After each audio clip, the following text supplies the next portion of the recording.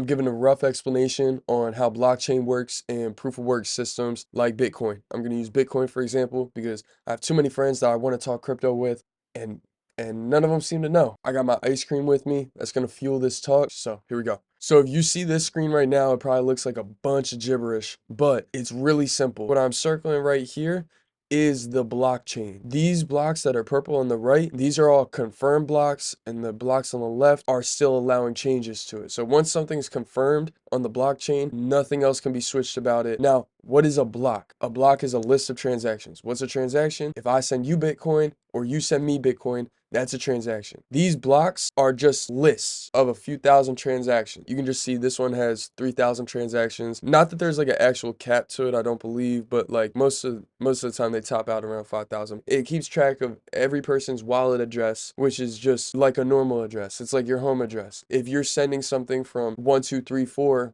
road and then you send it to 5678 road, it'll log that and it is public. The only thing is your wallet address is not able to identify you as a person. So you can have a wallet address and there's no way for it to track back to your identity.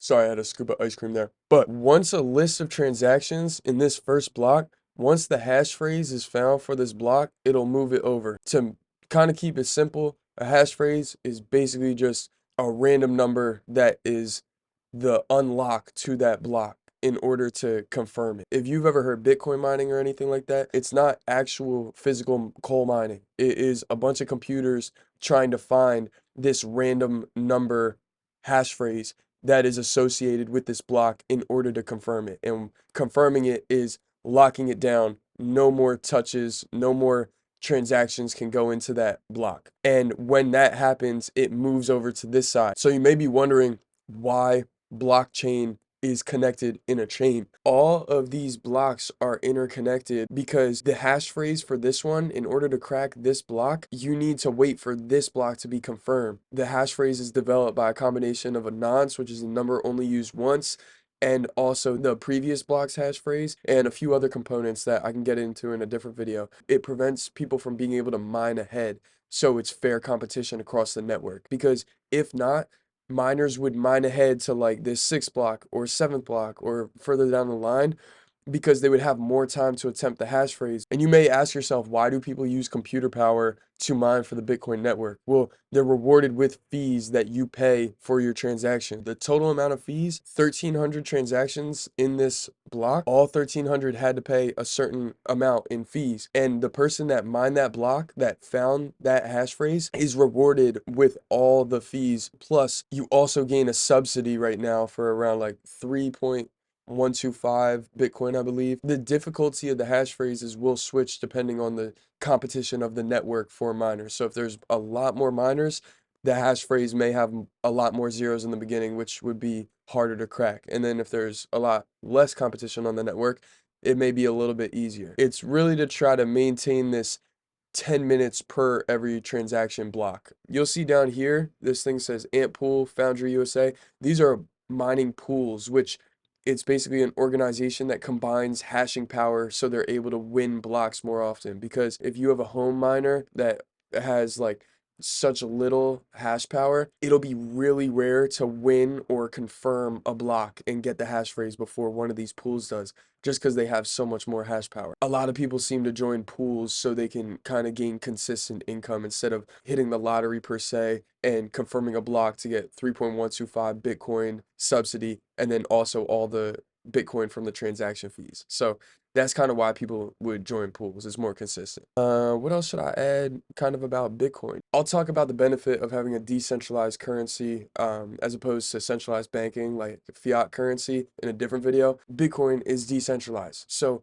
there is no central power that has the ability to print more Bitcoin. The only Bitcoin that's coming out is the subsidy that you get for mining, which halves every around 4 years, which will be disappeared in 2140. From then on, there's no more Bitcoin inflation. Currently, 20 million of the 21 million Bitcoin have been mined already, so there really isn't much inflation left to go over the next 115 years. A lot of the older people that I know or have in my family, they always have a similar question, and it's really just, I don't believe that something that is strictly data can have any value. I also used to see this the same way. I feel like everybody before they get into crypto, views it this same way. Every currency only works if society believes in it and agrees on taking it as payment. A dollar versus $100 bill, what is the difference between a $1 bill and a $100 bill? Strictly just that we put more value on the $100 bill than the $1 bill. It's still made out of the same paper, maybe it has a blue strip in it, but really it's the same material. It's not worth 100 times more. Something that's database, it's almost the same thing, because what utility does the paper of a dollar even serve you? It's just the value that society has put mentally onto it.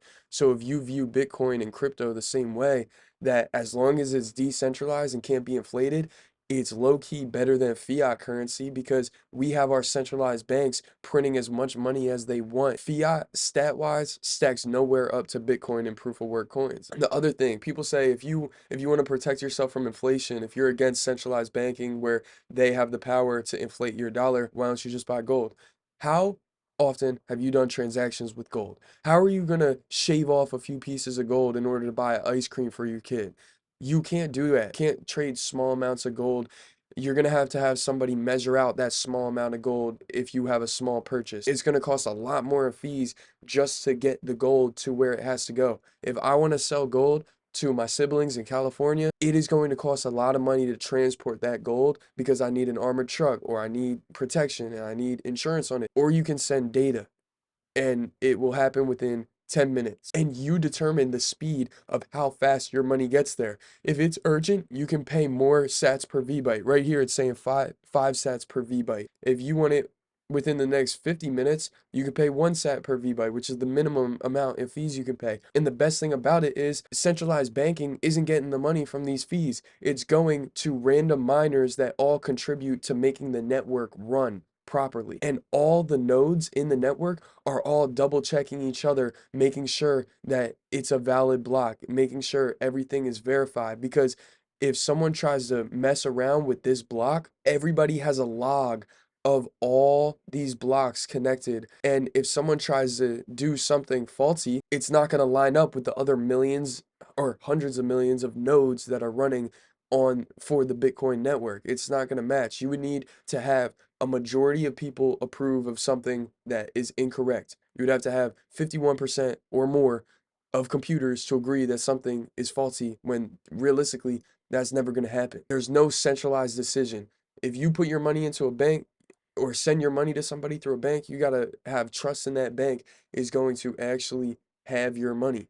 And also, actually, you know what? I'll talk about faults in centralized banking in my next video. I don't want to get too heated about it, but I'm going to prove to you why Bitcoin is better than fiat. I just figured I'd show you guys how mempool works, showing the Bitcoin blockchain in action. So, yeah, that's pretty much it. I will catch you guys.